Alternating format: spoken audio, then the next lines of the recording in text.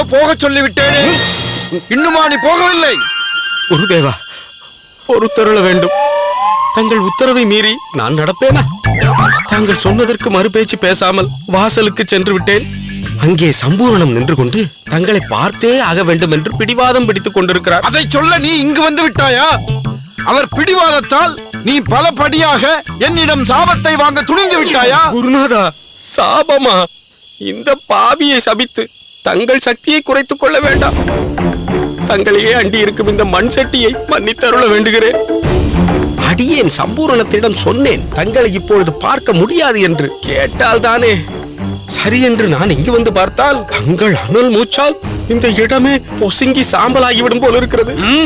அதனால் தான் சாமரம் வீசுகிறேன். நீ எவ்வளவுதான் கவரி வீசினாலும் இப்போது உள்ள மனநிலையில் என் சிந்தை குளிராது.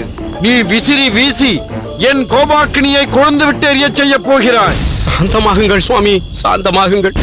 உறங்க போகும் நேரத்தில் அதீத சிந்தனை தங்கள் உடல்நிலையைத்தான் பாதிக்கும். அந்த சம்பூரணம் என்னதான் சொல்ல வருகிறார் என்று கேட்டு விடுங்களேன் சுவாமி. சரி, என் உடல்நிலையை பற்றி கவலைப்படுகிறாய். அதனால் என் சிந்தனையை சற்றே விலக்கிக் கொள்கிறேன். சொல்ல வந்ததை சொல்லிவிட்டு போகச் சொல்ல அந்த சம்பூர்ணத்தை. சுவாமி,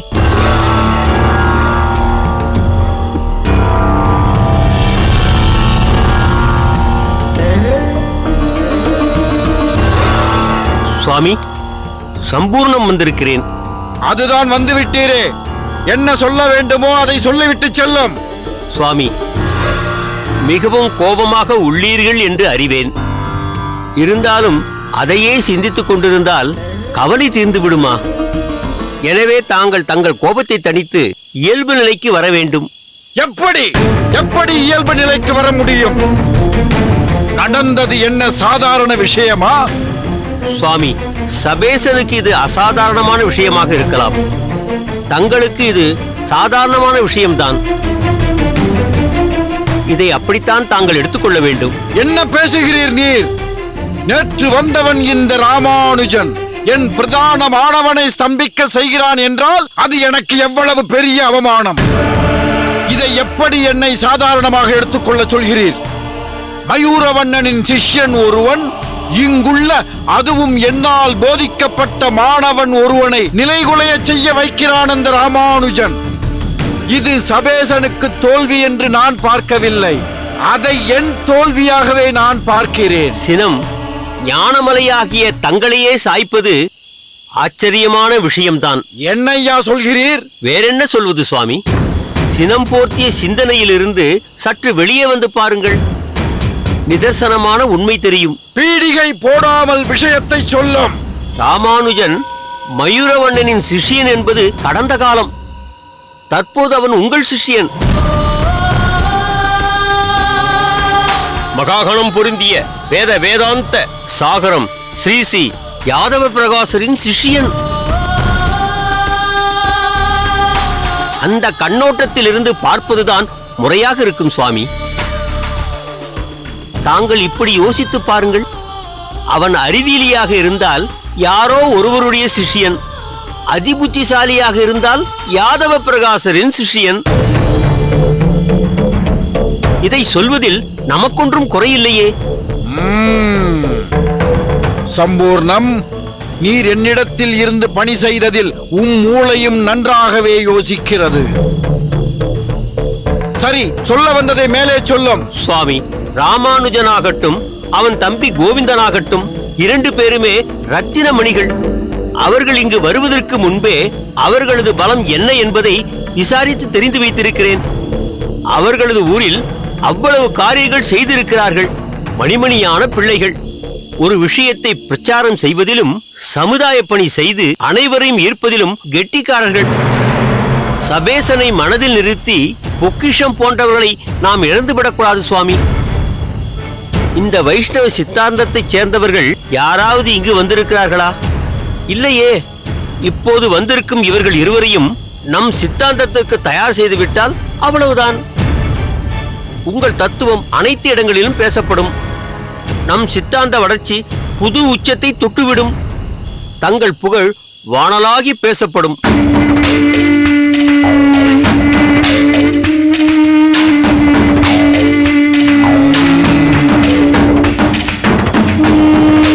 ஏதோ ஒரு மடையனை கூப்பிட்டு அவனை விழுந்து விழுந்து முயற்சித்து தயார் செய்வது செப்பு பாத்திரத்தை புளி போட்டு தேய்ப்பது போலத்தான்.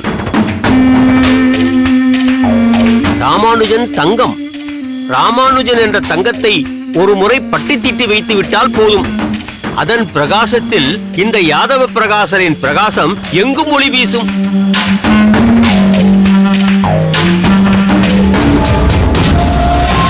உங்கள் தத்துவ சித்தாந்தம் எத்திக்கிலும் புத்துளி வீசும். அந்த சொக்க தங்கத்தை தங்களுக்கு சொந்தமாக்கிக் கொள்ளுங்கள் சுவாமி. நீர் சொல்வது நிச்சயம் சிந்தனையில் முந்தி இருக்க செய்ய வேண்டிய விஷயம்தான். ஆஹா, இப்பொழுதுதான் இந்த இடம் குளிர்ந்து இருக்கிறது. அதனால் விசிறப்போவது இல்லை என்கிறாயா? அச்சச்சோ, அபச்சாரம் அபச்சாரம்.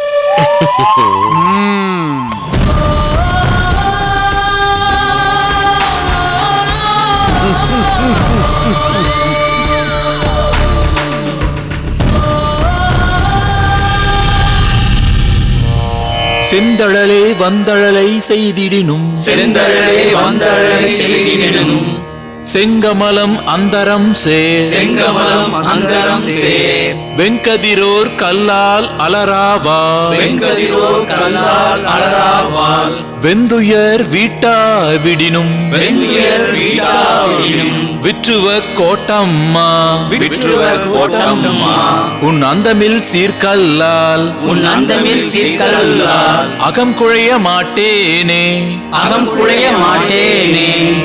சிவந்த நெருப்பானது அருகில் வந்து வெப்பத்தை செய்தாலும் செந்தாமரையானது ஆகாயத்தில் பிரகாசிக்கும் கடுமையான கிரணங்களையுடைய சூரியனுக்கு மலருமே அல்லாது அந்த நெருப்புக்கு மலராது. வித்துவ கோட்டம்மா, அனுபவித்தே கழிய வேண்டிய எனது கொடிய பாவங்களை நீ போக்காவிட்டாலும் உன்னுடைய எல்லையில்லாத கல்யாண குணங்களுக்கல்லாது மற்றொன்றுக்கு நான் நெஞ்சுருக மாட்டேன்.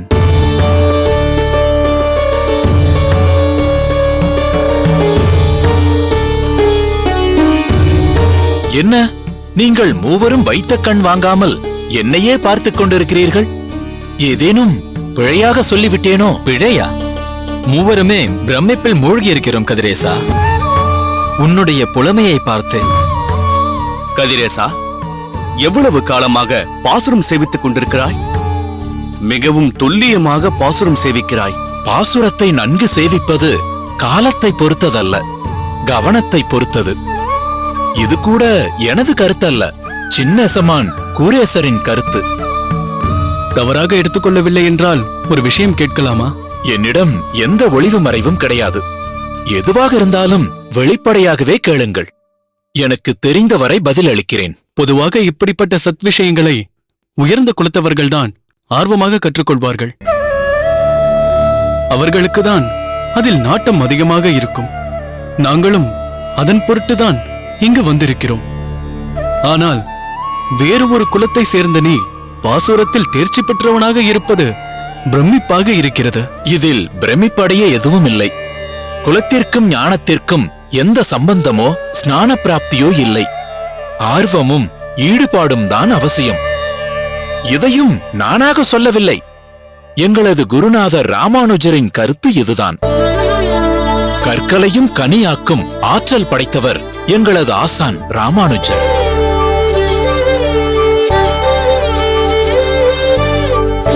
ராமானுஜர், அவருடைய பெயரை கேட்கும் போதே எங்கள் மெய் சிலிர்க்கிறது. அவரை ஆசானாக கொண்ட உன்னை பார்த்தால் பொறாமையாகவும் இருக்கிறது. அவர் பாகுபாடு அற்றவர் என்றும் கேள்விப்பட்டிருக்கிறோம். உண்மைதான். சிறு பிராயத்திலேயே கோயிலுக்குச் செல்ல அனுமதியில்லாத ஒரு சிறுவனை கோயிலுக்குள் அழைத்துச் சென்றார். வா, உள்ளே போகலாம்.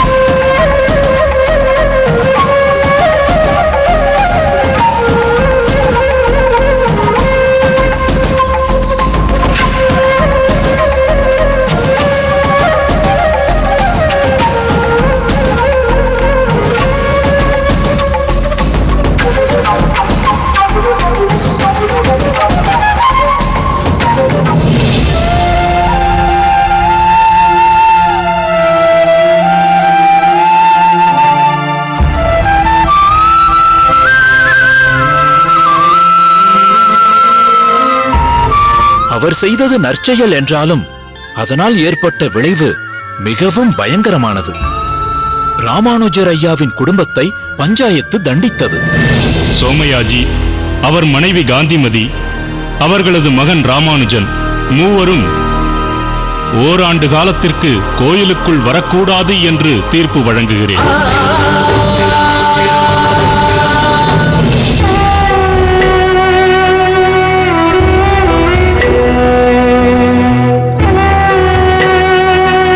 ராமானுஜர் ஐயாவின் குடும்பத்தை ஊர் ஒதுக்கினாலும் ஸ்ரீபெரும்புதூரில் வீற்றிருக்கும் ஆதிகேசவன் அவர்களை ஒதுக்கவில்லை. அந்த ஆதிகேசவனே ராமானுஜர் ஐயாவின் இல்லம் தேடி வந்தார்.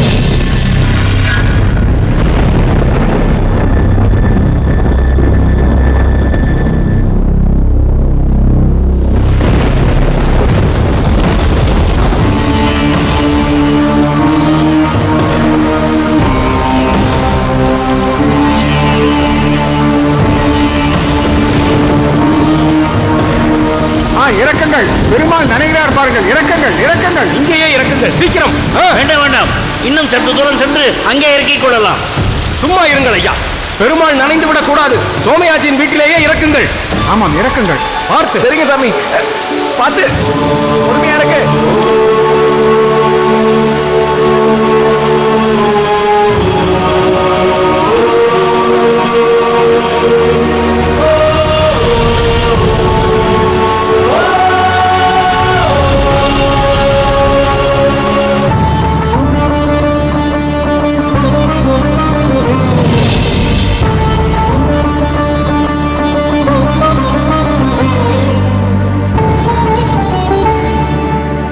அது மட்டுமா, ஸ்ரீபெரும்புதூர் குடிசை பகுதியில் பாசுர பாடசாலை துவங்க எத்தனித்த போது மிகப்பெரிய தடை ஏற்பட்டது.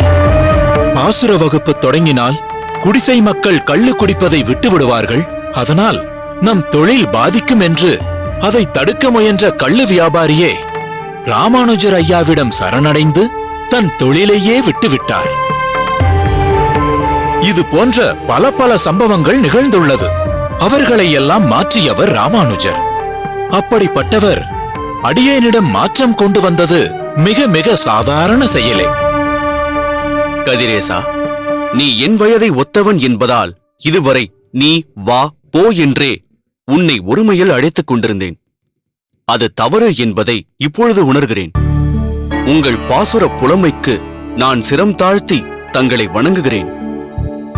உண்மைதான் கதிரேசா, நீ வாசிக்கும் பாசுரம் எங்கள் நெஞ்சத்தில் பாய்கிறது. தினம்தோறும் வாசித்து அதை கடைப்பிடிக்க வேண்டும் என்று தோன்றுகிறது. தம்பி கதிரேசா, நீ என்னை விட வயதில் சிறியவனாக இருந்தாலும் ஞானத்தாலும் ஒழுக்கத்தாலும் உயர்ந்தவன். உண்மையை சொல்ல போனால் நீதானப்பா எங்கள் எல்லோருக்கும் குரு. அடேடே, அப்படியெல்லாம் சொல்லாதீர்கள். இவையெல்லாம் பெரிய பெரிய சொற்கள். அடியேன் சாமானியன். கூரேசன் ஐயாவிற்கு துணையாக பாடசாலையை நிர்வகித்துக் கொண்டிருக்கிறேன், அவ்வளவே. ஏதோ சில பாசுரங்கள் தெரிந்து வைத்திருக்கிறேன் என்பதால் நீங்கள் ஆர்வமாக கேட்டதற்காக சேவித்தேன், அவ்வளவுதான். அதை வைத்து அடியேனை மிகவும் உயர்த்தி பேசாதீர்கள். நீங்கள் பாராட்ட வேண்டியது கூரேசன் ஐயாவையும் அவருக்கு ஆசானான ராமானுஜர் ஐயாவையும் தான். என்ன கதிரேசா, ராமானுஜரை பற்றி அளவலாவிக் கொண்டிருந்தாய் போல் இருக்கிறது. ஆம், அவருடைய பிரதாபங்களையும் புரட்சிகளையும் பிரஸ்தாபித்துக் கொண்டிருந்தேன். அடியேன் இந்த பாசுர வகுப்பை கூடத்தில் நடத்தி கொண்டிருக்கிறேன் என்றால் அதற்கு முழு காரணமே ராமானுஜர் தான். அவர் மூலம்தான் அடியனுக்கும் இதில் ஈடுபாடு ஏற்பட்டது. அவரை பற்றி பேச பேச, அவர் புரிந்த சாகசங்களை கேட்க கேட்க அவரை நாங்களும் சந்திக்க வேண்டும் என்ற ஆவல் அதிகரிக்கிறது. உங்களுடைய ஈடுபாடும் ராமானுஜரை சந்திக்க வேண்டும் என்ற உங்கள் ஆவலும் அடியனுக்கு பெரும் மகிழ்ச்சி அளிக்கிறது. அன்று அடியனின் தந்தை சொன்னது போல் இளைஞர்கள்தான் வருங்காலத்தை, அடுத்த தலைமுறையை நடத்திச் செல்பவர்கள். ஆனால் எங்களுக்கோ நீங்கள் தான் வழிகாட்டி. தமிழ் பாசுரத்தில் நன்கு தேர்ச்சி பெற விரும்புகிறோம். எங்களை வழிநடத்தி செல்ல உங்களையே நாடியிருக்கிறோம். உங்களுக்கு ராமானுஜர் ஊன்றுகோலாக ஆசானாக திகழ்வது போல் எங்களுக்கு நீங்கள்தான் ஆசான். உங்கள் வழியே எங்கள் வழி. நாங்கள் ராமானுஜரை தரிசிக்க வேண்டும் என்று ஆசைப்படுகிறோம்.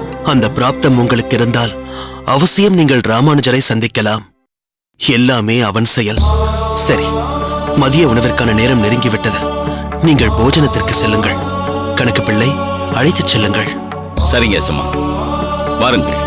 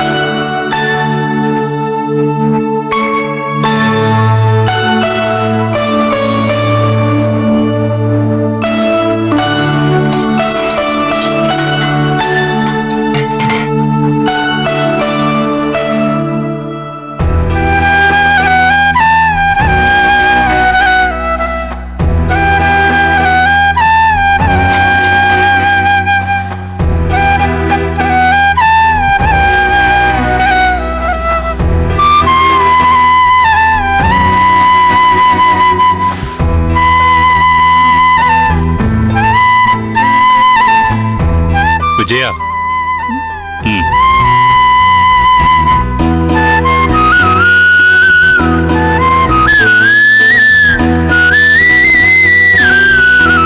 என்ன விஜயாம்பாள், அகத்து வேலை இன்று சற்று அதிகமோ?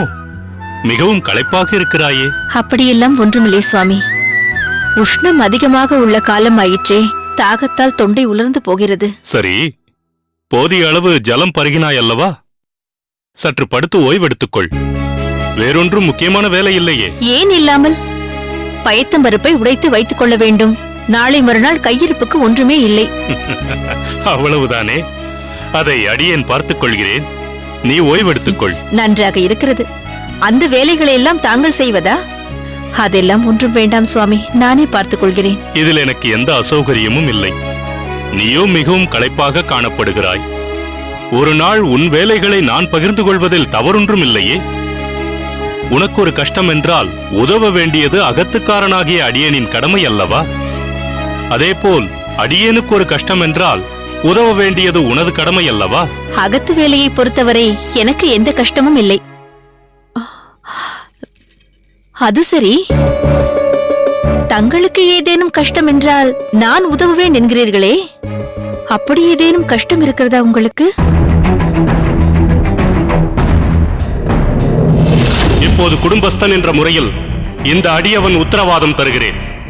உன் தம்பியை கடைசி வரை இந்த அடியவன் காப்பேன். இவரோட பொஞ்சாதி உத்தரவாதம் கொடுக்கணும். கஷ்டம் என்று எதுவும் இல்லை. ஆனால் ஆனால்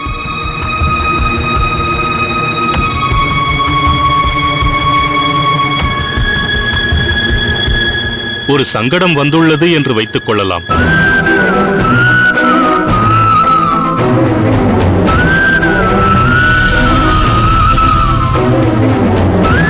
பிரம்மம் என்று சொல்லப்படக்கூடிய ஜீவாத்மாவிற்கும் மேம்பட்டது அந்த பரபிரம்மம்.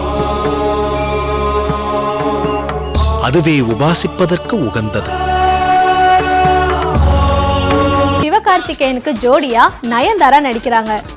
இது வரைக்கும் நயன்தாராவுக்கு யாருமே கொடுக்க முடியாத அதிகப்படியான சம்பளத்தை சிவகார்த்திகேயன் கொடுத்திருக்காரா.